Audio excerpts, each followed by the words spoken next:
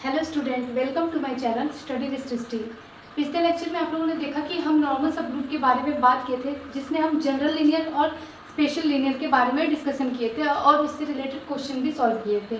तो अगर आपने वो वीडियो नहीं देखा है तो मेरे यूट्यूब चैनल पर जाकर के देख लीजिए, तो आपको आसानी से समझ में आ जाएगा, क्योंकि ये किसी भी कॉम्पिटिटिव एग्जाम में पूछ सकता है। कोई भी ऐसे गवर्नमेंट एग्जाम की अगर आप तैयारी कर रहे हैं जिसमें हायर मैथमेटिक्स पूछा जा रहा है, तो उसके लिए ये बहुत ही हेल्पफुल होगा ग्रुप थ्योरी का ये वीडियो। ठीक है, आज की वीडियो में मैं बात करने वाली हूँ कोसेट्स के बारे में कि कोसेट क्या होता है, और उससे रिलेटेड क्वेश्चन भी लेकर के आई हूँ।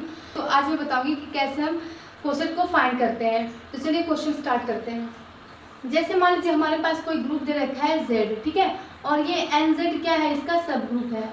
ये कोई ग्रुप दे रखा है Z और NZ क्या है, इसका सब ग्रुप है। ठीक है, और अगर इसमें पूछा जाए कि इसका कितना डिस्टिंक्ट कोसेट बनेगा, अगर इसमें पूछा जाए कि Z बाई NZ का कितना डिस्टिंक्ट कोसेट बनेगा, तो वो क्या होगा, n होगा। जो डिस्टिंक्ट कोसेट होगा वो क्या होगा, n होगा। ठीक है, और ये किसके आइसोमॉर्फिक होता है, ये Zn के आइसोमॉर्फिक होता है। मतलब कि अगर हमारे पास कोई ग्रुप दे रखा है Z, ठीक है, और NZ उसका सब ग्रुप है, और हमें अगर ये पूछा जाए कि इसमें कितने डिस्टिंक्ट कोसेट बनेंगे, तो वो n होता है। ठीक है, और ये जो ये जो Z बाई NZ होता है वो किसके आइसोमॉर्फिक होता है, Zn के आइसोमॉर्फिक होता है। ठीक है, और जब ये Zn के आइसोमॉर्फिक होगा तो क्या होगा, ये एक साइक्लिक ग्रुप होगा। अगर ये Zn के आइसोमॉर्फिक हो गया तो ये एक साइक्लिक ग्रुप भी होगा। और हम जानते हैं कि साइक्लिक ग्रुप के अंदर जो लेफ्ट कोसेट और राइट कोसेट होता है, ये दोनों आपस में इक्वल होते हैं। यानी कि साइक्लिक ग्रुप में क्या होता है कि लेफ्ट और राइट कोसेट दोनों आपस में इक्वल होते हैं, और जितना इसका ऑर्डर होता है उतना ही हमारे पास नंबर ऑफ कोसेट्स भी होते हैं। अब चलिए क्वेश्चन देख लेते हैं। अब देखिए, ये जो क्वेश्चन है वो BHU 2011 में पूछ चुका है। क्या है कि late Z be the additive group of integers and H be the subgroup of Z obtained on multiplying each element of Z by 3, then the number of distinct coset H in Z is। तब हमें क्या करना है, यहाँ पर number of coset find करना है। ठीक है, जो यहाँ पर Z है वो क्या है, एक ग्रुप दे रखा है। यहाँ पर कोई एक ग्रुप दे रखा है Z, और दूसरा क्या है, एक इसका सब ग्रुप है। ठीक है, जिसको क्या किया गया है, 3 से मल्टीप्लाई किया गया। एक तो Z ग्रुप है और दूसरा क्या है, इसका एक सब ग्रुप है जिसमें क्या किया गया है, Z से मल्टीप्लाई किया गया। तब हमें क्या करना है, यहाँ पर नंबर ऑफ कोसेट फाइंड करना है। ठीक है, तो चलिए देखते हैं।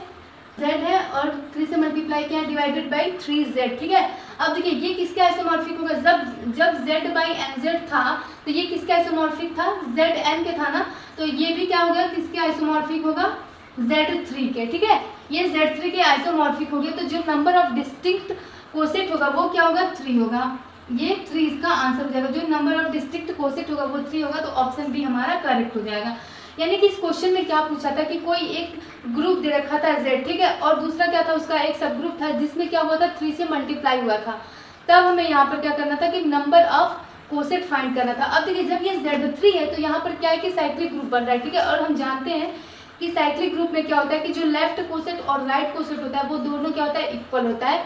देन नंबर ऑफ कोसेट कितना होगा, 3 होगा। ये करेक्ट आंसर हो गया। ठीक है, तो ऑप्शन बी हमारा यहाँ पर करेक्ट हो गया। अब देखिए, ये क्वेश्चन BHU 2016 में पूछ चुका है। क्या है कि the number of left coset of the sub group 6 of Z36 is, option A है 4, ऑप्शन बी है 6, ऑप्शन सी है 8, और लास्ट ऑप्शन जो है वो 9 है। ठीक है, हमें इसमें से बताना है कि हमें इसमें क्या करना है कि नंबर ऑफ लेफ्ट कोसेट को बताना है। ठीक है, तो देखिए, जब भी फाइनाइट ग्रुप दे रखा होता है, तो क्या होता है कि ये इसका ऑर्डर डिवाइडेड बाय इसका ऑर्डर हो जाता है। ठीक है, वही हमारा नंबर ऑफ कोसेट निकल के आ जाता है। अब देखिए, यहाँ पर कॉन्सेप्ट क्या है कि जो नंबर ऑफ डिस्टिंक्ट कोसेट है वो इसके इंडेक्स के बराबर है। यहाँ पर ये कॉन्सेप्ट लगेगा कि जो नंबर ऑफ कोसेट है वो किसके इक्वल है, इसके इंडेक्स के इक्वल है। ठीक है, और इंडेक्स क्या होता है, हम जानते हैं कि इंडेक्स क्या होता है कि ग्रुप का ऑर्डर डिवाइडेड बाय सब ग्रुप का ऑर्डर, वही हमारा क्या होता है, इंडेक्स होता है। देखिए क्या होगा, G into H equal to क्या हो गया, ऑर्डर ऑफ G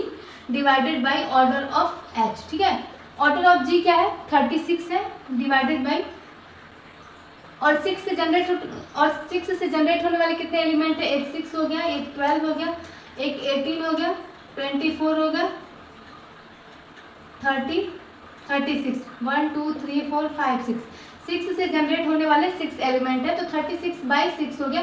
यानी कि कितना आंसर आ गया, 6 आ गया। ये जो लेफ्ट कोसेट है वो कितना आ गया 6 आ गया यहाँ पर। तो देखिए, और ये साइक्लिक ग्रुप होता है, ठीक है। और हम बता चुके हैं कि साइक्लिक ग्रुप में क्या होता है कि जो नंबर ऑफ लेफ्ट कोसेट होता है वो किसके इक्वल होता है, वो नंबर ऑफ राइट कोसेट के इक्वल होता है। यानी कि जो लेफ्ट कोसेट और राइट कोसेट होता है वो आपस में इक्वल होता है। देन इसका आंसर 6 हो जाएगा, ऑप्शन बी यहाँ पर करेक्ट हो जाएगा। इसका जो लेफ्ट कोसेट होगा वो किसके इक्वल होगा, 6 के इक्वल होगा, ठीक है। तो आई होप आप लोग समझ गए होंगे कि कैसे हम नंबर ऑफ कोसेट फाइंड करते हैं, या फिर राइट कोसेट या फिर लेफ्ट कोसेट कैसे फाइंड करते हैं। अगर साइक्लिक ग्रुप दे रखा होता है देन जो राइट कोसेट होता है और जो लेफ्ट कोसेट होता है वो आपस में इक्वल होता है। तो आज के लिए बस इतना ही, फिर मिलेंगे कल नए वीडियो के साथ। Thanks for watching my video.